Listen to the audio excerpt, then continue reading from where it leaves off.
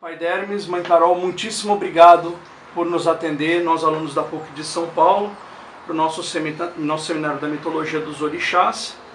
E acho que a primeira coisa mais importante é que vocês dois dissessem como chegaram até aqui, dentro da religião, em suas próprias vidas. Quem são? Contar um pouco quem são vocês, por favor. Por favor. Primeiras damas, então.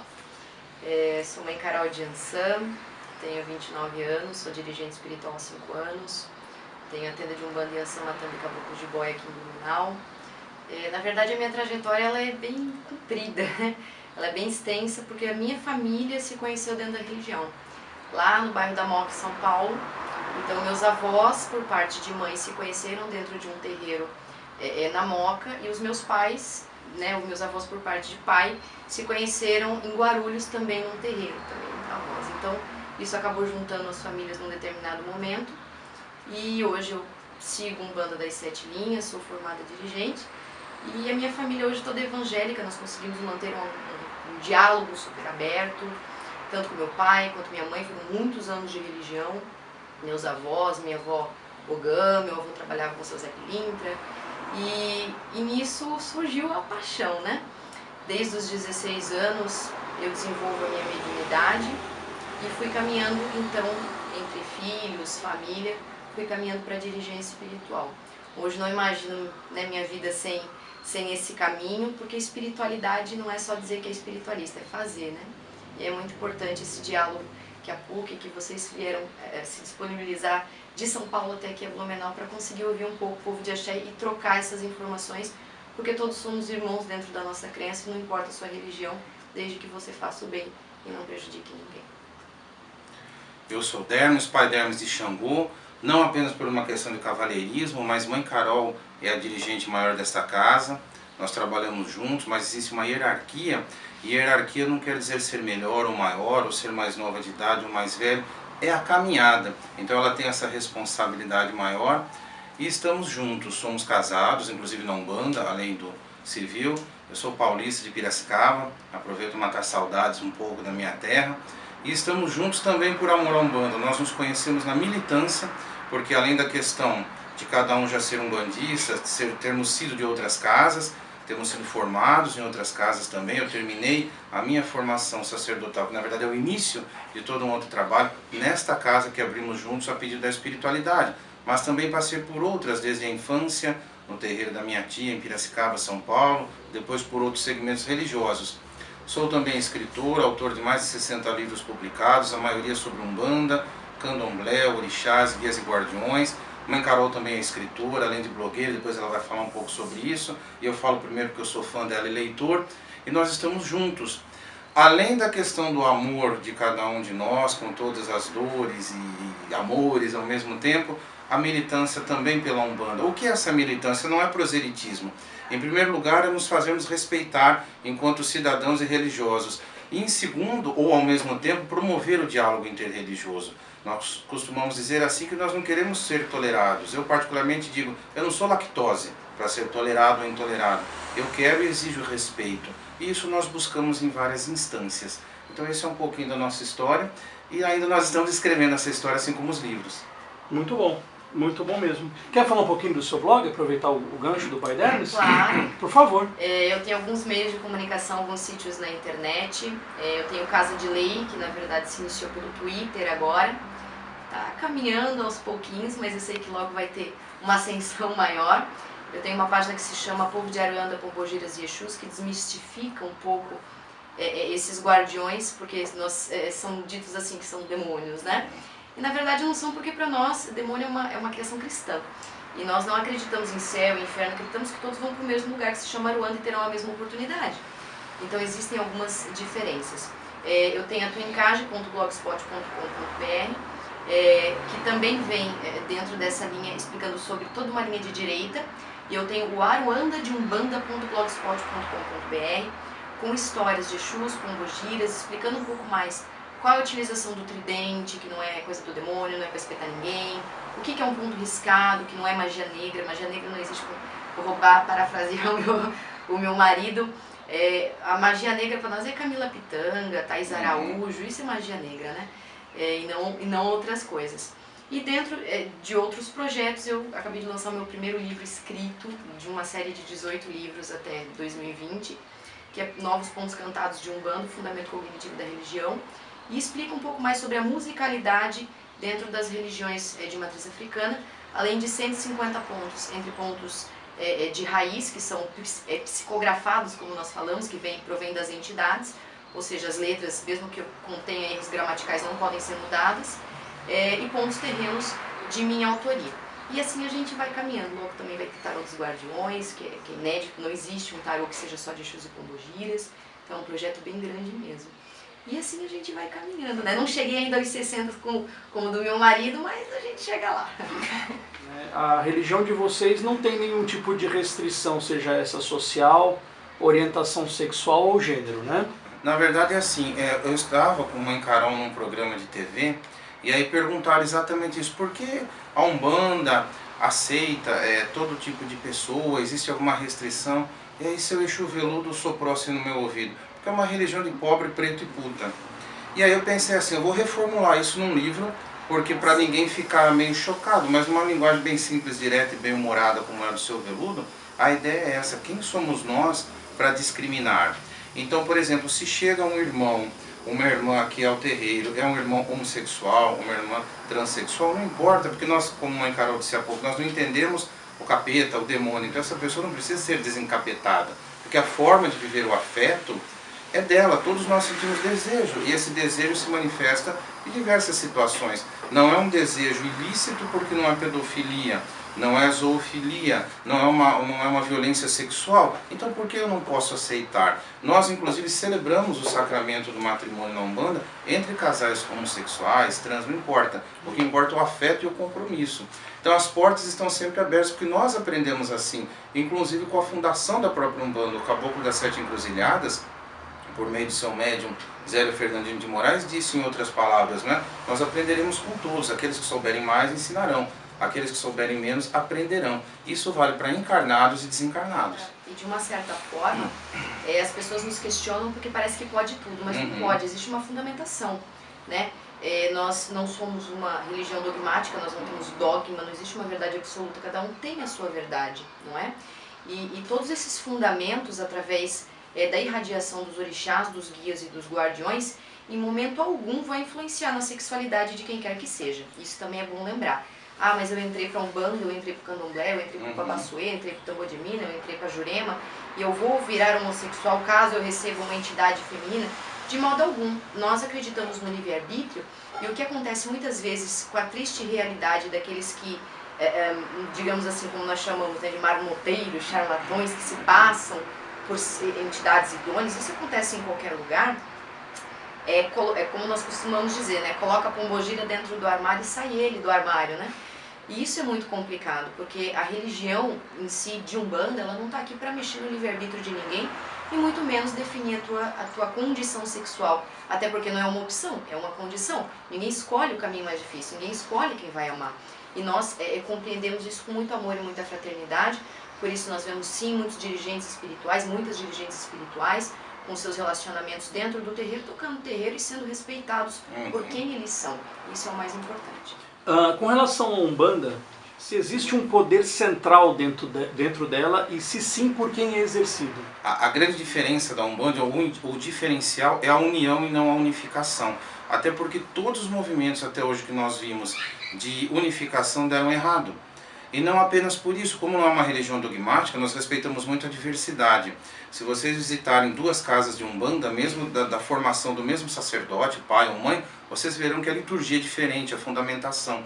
Então a unificação corre o risco de ser assim, vamos unificar do meu jeito. E isso não é democrático. Nós entendemos que a melhor forma de se trabalhar é a colegialidade, ou seja, uma casa é independente, outra casa é independente, e nós dialogamos. Existem federações, digo com toda a sinceridade fraterna, a maioria é uma quadrilha que explora terreiros, no caso de São Paulo, na festa de Iemanjá, cobrando altos valores que não correspondem ao que as prefeituras do litoral cobram. Conhecemos em Santa Catarina também algumas quadrilhas que tentam mexer nos fundamentos de outras casas, tentando ditar como verdadeiros inquisidores encarnados, o que nós não admitimos na Umbanda, porque o diálogo e o respeito à diversidade. E poucas federações funcionam mesmo. Além de federações, agremiações, tentando não centralizar, mas unir esforços tanto para a questão dos direitos civis, do respeito, do respaldo quando uma casa inclusive é invadida, questões legais, enfim, isso é fraterno. Infelizmente aquilo que é a nossa maior virtude, que é essa colegialidade, está se perdendo. Vimos várias tentativas de se fazerem documentos que expressassem a diversidade de Umbanda. Infelizmente, a sua maioria não deu certo. Em Santa Catarina temos um documento, a Umbanda em Santa Catarina, que foi votado no Fórum Catarinense de Umbanda. Depois Mãe Carol vai falar sobre isso. E a respeito ainda de documentos, nós temos visto com muita tristeza alguns irmãos tentando codificar a Umbanda em livros supostamente sagrados. E nós dizemos, o livro sagrado da natureza, desculpe, o livro sagrado da Umbanda é a natureza. Aqui são dois escritores, nenhum de nós tem a pretensão. Nós escrevemos sobre Umbanda de acordo com a sua diversidade. Um irmão pode ler uma informação e dizer, na minha casa não é assim. Eu digo, na minha também não, que nós estamos discutindo a diversidade. Mas jamais um livro meu de Mãe Carol será taxado de livro sagrado, de Bíblia da Umbanda, ou Corão da Umbanda, ou algo assim, o que para nós é descabido. Até porque dentro dessas crenças de uma liderança central, como existe uma frase que o Pai Dermes sempre coloca, que a Umbanda e as religiões de matriz africana em si não precisam de um líder central, né, mas de lideranças centradas. E todo o nosso conhecimento, toda a nossa fundamentação, ela vem através da oralidade. Então ela é passada de pai para filho, né, dentro dessas escalas hierárquicas do santo, como nós costumamos falar. Então é muito complicado quando nós vemos pessoas tentando se aproveitar, se intitular, falaram. A gente sabe que não é fácil as histórias das religiões no mundo, né? Então nós temos a religião que os próprios católicos foram muito perseguidos, depois os católicos perseguiram os evangélicos hoje perseguem o pessoal de matriz africana e assim vai se disseminando. Então vai existir um momento que ou todos nós tenhamos assim um mínimo de consideração um pelo outro e respeite o livre-arbítrio do irmão, porque dentro da minha crença, com respeito a todos os irmãos, é por isso que nós conseguimos dialogar tão fraternamente, existem as mitologias dos orixás, como já foi dito e como ainda vai ser dito, e ela é interpretativa, né? Ela é subjetiva, nós temos que interpretar essa mitologia. Então elas são recheadas muitas vezes de violência e de coisas muito densas e muito pesadas. E eu, dentro da minha crença e com todo o respeito que eu tenho aos meus irmãos católicos e evangélicos, para mim a Bíblia é uma grande mitologia. Porque eu não acredito num Deus que, por exemplo, que diga que você tem que apedrejar uma mulher até a morte. Ou que você deve apedrejar alguém que planta 2 legumes diferentes. Então, eu acho que tem muita coisa que está sendo levada ao pé da letra e está causando muito fanatismo religioso dentro desses dogmas. É claro que a gente tenta dialogar, mas as opiniões também têm que ser colocadas desta forma, não é? Daí vai ter muito mais tolerância, apesar que a gente é leite, né? Mas é importante dizer isso. Com relação à documentação que o Pai Dermes citou, alguma coisa que você queira falar, Mãe Carol, a respeito? Então, eu sou presidente do Fórum Catarinense de Umbanda, que se chama FOCO, né? Ele teve a sua primeiro evento no ano de 2015, e nós recebemos cerca de 150 pessoas aqui na FURB, na faculdade aqui de Blumenau, que foi nos cedida através de vários meios de contato. Nós convidamos irmãos de todas as religiões, então foram professores, estudantes, acadêmicos, pessoas de candomblé, de outras religiões, vieram pessoas realmente do estado inteiro para votar sobre um documento. Qual era a nossa proposta? Mostrar para a sociedade que nós não somos esse bicho de 7 cabeças que todo mundo pensa, né? Existe um pouco de resistência, porque antigamente entravam em nossos terreiros e ainda hoje, tá? Mas entravam em nossos terreiros para nos prender, nos humilhar.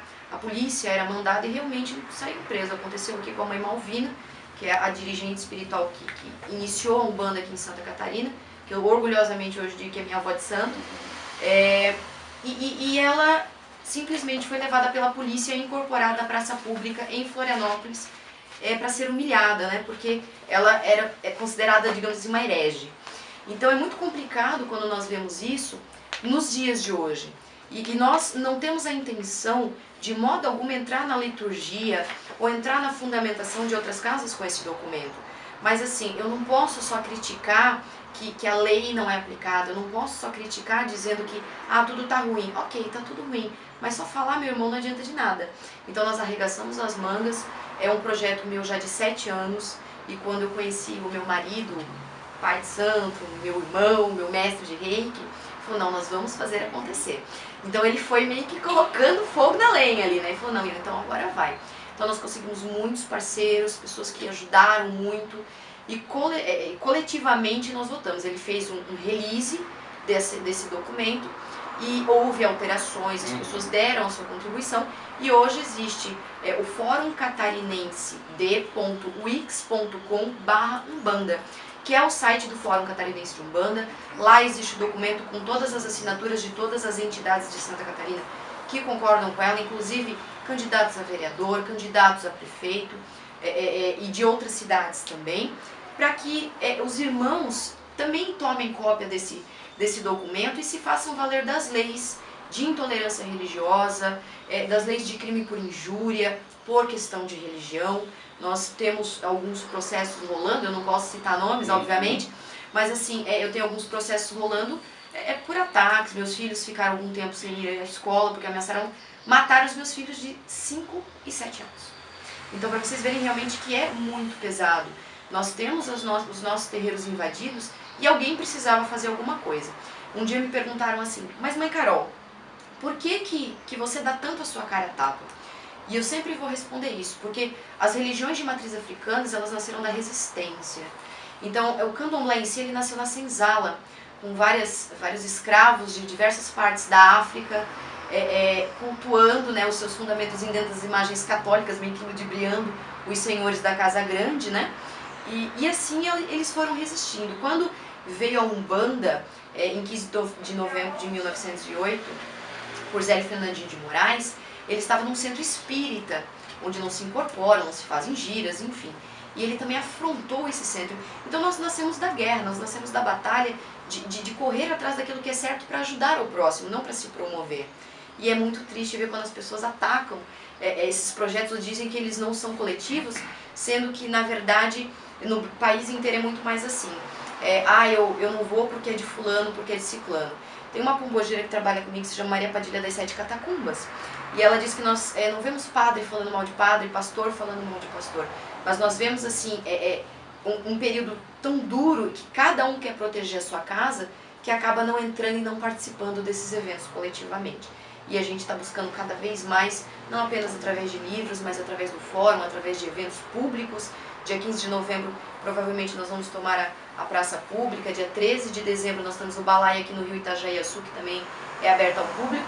E nós estamos correndo o risco de levar um tiro, uma pedrada, mas nós não vamos nos esconder porque a Inquisição eu espero que já tenha acabado, né? Então tem que lutar. O que é lamentável, né? Com certeza. Afinal, há espaço para todo mundo, a qualquer tipo de religião, manifestação de crença. Nós estamos no Estado laico, mas é pseudo-laico, né? Nós sabemos. Pois é. Porém, existe uma legislação que tem que se cumprir. E eu não estou buscando luzes ou... vocês, né, estão aqui, podem ver o tamanho do meu terreiro. Nós não cobramos trabalho, muita pessoa, cobra trabalho. Não, isso aí você não precisa pagar ninguém para Deus te ajudar. Eu não quero 10% do teu dinheiro, eu quero 100% da tua fé. Então, assim, o próprio Jesus, né, expulsou os mercadores do templo. Enfim, nós podemos dar 1000 exemplos de como é simples ser espiritualista e religioso. É apenas você fazer o bem e a caridade ao próximo sem olhar quem, cor, religião, opção sexual. Isso não cabe a nós julgar, né? E esse é um dos mandamentos. E ninguém cumpre isso aí, né? Difícil. O que eu gostaria de saber de vocês é o seguinte. Sabem-se que ervas são muito utilizadas na Umbanda e no Candomblé. Elas são utilizadas para a realização de banhos e trabalhos. Nesse ponto, admite-se algum trabalho a utilização de ervas tidas popularmente como, entre aspas, drogas, como a maconha, por exemplo? Nós na Umbanda não trabalhamos com ervas que alterem o estado de consciência. Existem alguns segmentos umbandistas em virtude da diversidade que trabalham e nós respeitamos. Num debate num canal de TV de São Paulo, foi inclusive uma fala muito feliz de uma dirigente de uma casa, de um segmento dito Umbandaime, porque ela trabalha Umbanda com o Santo Daime, e ela foi muito humilhada por um sacerdote católico por conta disso, porque ele disse, eu tenho 7 faculdades, 7 graduações, e ela respondeu, eu não tenho nenhuma, mas tenho a minha fé. E depois ele pediu desculpas a ela. Por quê? Porque a ignorância significa o não saber. O fato de nós não trabalharmos um fundamento em nossa casa não significa que nós vamos desrespeitar, até porque existe um preconceito muito grande e certamente a maioria das pessoas que fala do Daime não conhece. Ou conheceram o Daime de uma forma deturpada, como muitos irmãos infelizmente pensam que a Umbanda traga o seu amor em 3 dias, faço trabalhos diversos. Nós recebemos quase que diariamente pelo Facebook pessoas perguntando, de Mãe Carol e no meu, quando me perguntam assim, você faz trabalho? Eu digo, faço tradução, revisão de textos, porque é minha área profissional. Eu me dou uma de desentendido e daí explico para a pessoa, isso não é Umbanda. Nada que faça o mal ou fira o livre-arbítrio pode ser religião alguma. Então, mesmo na cidade aqui em Blumenau, como em São Paulo, qualquer lugar, nós lutamos porque as pessoas veem os volantes, os cartazes, olha, eu faço trabalho para todos os fins, amarro casais, então não é por aí. Nesse sentido eu coloco também toda e qualquer religião que se vale de ervas para estados alterados de consciência, assim como há outros segmentos que se valem da meditação. Sem erva alguma, mas num tempo específico também com um estado alterado de consciência. Quem sou eu que não sou o dirigente, ou o mestre, ou o instrutor dessas disciplinas espirituais, digamos assim, para dizer que não há transcendência? Nós sabemos, por exemplo, na Jurema, do consumo da Jurema, ou antes mesmo da Jurema enquanto religião, os nossos antepassados indígenas se valiam da Jurema. Hoje nós trabalhamos com os caboclos em terra, não necessariamente nos valendo da Jurema, mas evidentemente respeitamos. Até porque, dentro dessa diversidade de ervas, as pessoas acabam se prendendo muito àquilo que é ilegal, né? Obviamente. Mas existem outros tipos de ervas, outros tipos de banho, que têm efeitos muito semelhantes. E aquilo que nós falamos, não é a prática da nossa casa, mas eu não posso condenar a prática de outros irmãos. Existem algumas casas da qual eu conheço, que se utilizam das ervas, da maconha em si, da folha da maconha, mas não para consumo como fumo, e sim ela macerada para passar, por exemplo, assim, problemas de pele. E isso tem um efeito fantástico. Nem por isso as pessoas saem comprando, consumindo drogas. Nós temos muitas drogas, né, vamos colocar assim, lícitas, e tem uma visão um pouco distorcida disso aí. Não é porque você vai tornar, por exemplo, a bebida algo ilegal que as pessoas vão deixar de consumir.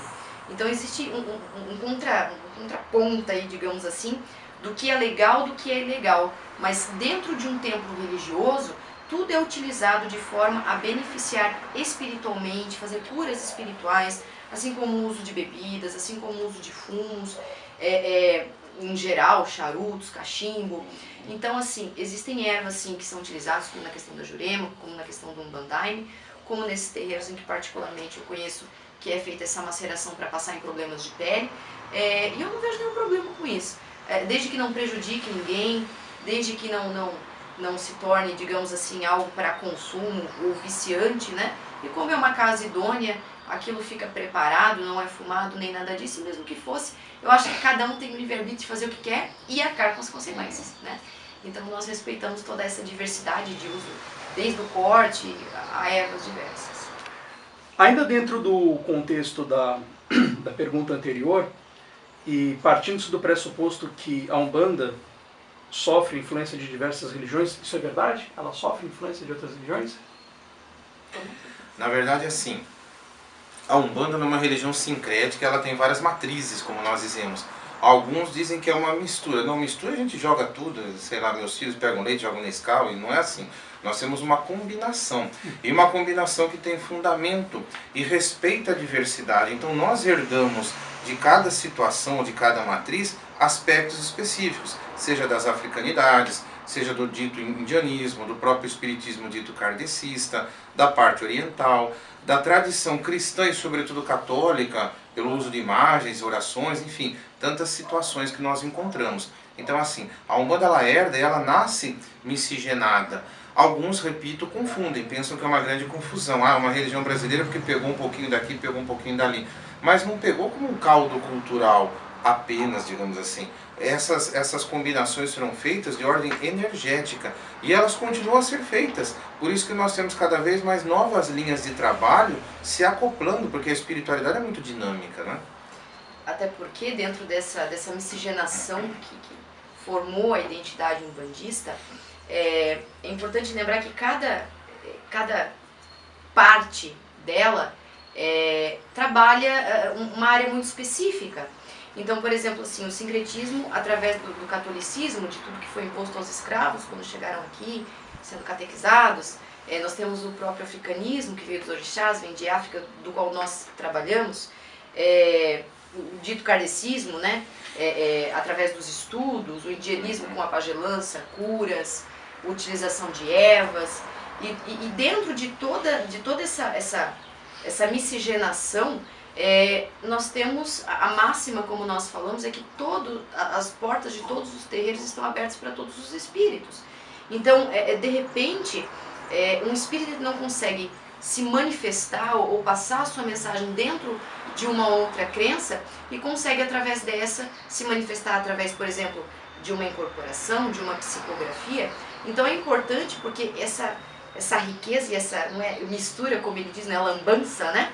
Mas toda essa fundamentação formou esse tripé, como nós costumamos chamar, da Umbanda, dos caboclos, pretos velhos e dos herês. Obviamente, tudo isso influenciado por essa miscigenação, o que não deixa ela ser um subproduto de religião nenhuma, até porque a nossa fundamentação é própria, através da oralidade, é como uma grande família, passada de pai para filho e de filho para neto, e existe sim toda uma organização.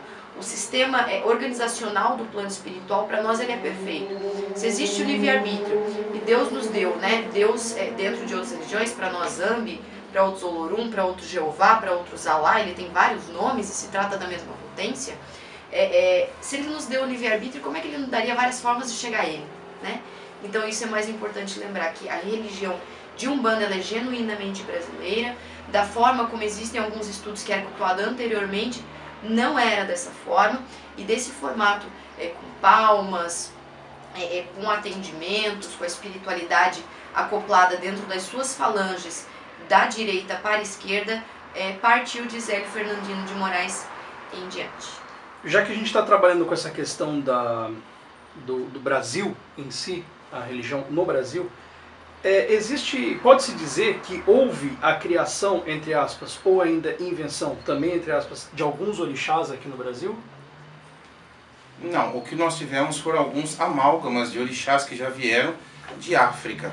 Então, por exemplo, quando os escravizados, nossos antepassados vieram aqui, embora muitos neguem que sejam descendentes de escravizados, o que acontece? O orixá Ogum é ligado a tudo que não é necessariamente da natureza, mas da cultura, ou seja, feito pelo homem. Ele representa até em termos mitológicos a entrada na Idade do Ferro, porque ele é o grande ferreiro. E nós encontramos também em África Ogum relacionado à agricultura, porque ser ligado a tudo que é cultura, também à agricultura. Ora, aqui os escravizados disseram não, nós não podemos deixar nosso pai Ogum como responsável das lavouras, sendo que as lavouras pertencem aos senhores que nos chibatam ao final do dia. Então o que acontece? A mesma situação aconteceu com outros orixás cujos cultos foram se perdendo. Nós temos um orixá chamado Oquê, que é relacionado às montanhas, cujo culto praticamente desapareceu no Brasil e foi amalgamado ao culto a Oxalá, que é o Senhor das Montanhas, tanto que na Bahia nós temos principalmente o sincretismo com o Senhor do Bonfim, do Alto da Colina. Nós temos, por exemplo, aqui o culto de Iemanjá ligado ao mar, quanto em África predomina Olokun, e ora masculino, ora feminino, e Iemanjá é ligado ao rio. Então, assim, essas diferenças acontecem, porque são egrégoras, como nós entendemos, a energia mesma. Quando nós fazemos o estudo comparativo dos povos, vocês que estão estudando a mitologia, a teogonia dos orixás, enfim, e de outros deuses, nós percebemos que essa sabedoria, essa energia são ancestrais. Então elas independem, porque elas também são universais. E assim o culto aos orixás foi se adaptando, mas orixás criados especificamente no Brasil, não. Nós temos, por exemplo, para fechar mais uma vez, Iemanjá. Em África, rio. No Brasil, mar. É visto como praticamente uma adaptação, sim, né? Até por conta dessa diferença, onde lá em África não se cultuavam todos, até hoje é assim, né? Uhum. Não se cultuam todos os orixás ao mesmo tempo. Então, digamos assim, cada povo, cada local específico, ele tem o seu próprio orixá. Então aqui nós temos um candomblé brasileiro, isso com certeza vai irritar muita gente, né? Mas assim, isso é um candomblé brasileiro, onde se cultuam todos os orixás no mesmo barracão, com a mesma fundamentação, com os mesmos ateus, com o mesmo tamanho, com tudo. E válido também, porque é uma cultura brasileira e tem que ter orgulho disso. Sim. Não existe, nós dentro das religiões de matriz africana, nós não inventamos seres. O que acontece é nomenclaturas diferentes e formas de cultuar diferentes, apesar de existir uma fundamentação matriz, digamos assim. Então, por exemplo, aqui Iemanjá é cultuada na praia, obviamente, aqui em Blumenau especificamente nós não temos praia. Então nós adaptamos a nossa realidade para certas ritualísticas, por exemplo assim, água com sal é preparada, ou então nos disponibilizamos a ir até o litoral, e assim sucessivamente. Como outras linhas de trabalho, linha do Oriente, que não se encaixam nem como caboclos, como pretos velhos, que são doutores, por exemplo, japoneses, turcos, árabes, que não se encaixam em outras linhas. Então, quando nós falamos dentro da Umbanda que a porta será aberta para encarnados e todos os desencarnados para a manifestação, significa justamente que existe, inclusive, para ver como é perfeito dentro do nosso olhar, é claro, né? É perfeita essa organização, existe uma linha chamada Linha do Oriente, que ela é específica para todos aqueles espíritos novos ou aqueles espíritos que não se encaixam dentro das liturgias de outros caboclos ou dentro da linha de outros orixás. Mas invenção não existe. Ou então, apenas complementando, nós não teríamos o culto a Iemanjá em Minas Gerais, não é? E nós temos um culto forte, inclusive a data é diferente, há locais como em Salvador e mesmo no litoral paulista que predomina o 2 de fevereiro, aqui em Santa Catarina também. Em outros locais do litoral paulista, 8 de dezembro. Em Minas Gerais nós temos o 15 de agosto, sempre com um sincretismo ligado a alguma qualidade de Nossa Senhora, digamos assim. Quer dizer, o culto vai se adaptando, inclusive é assim que ele sobrevive.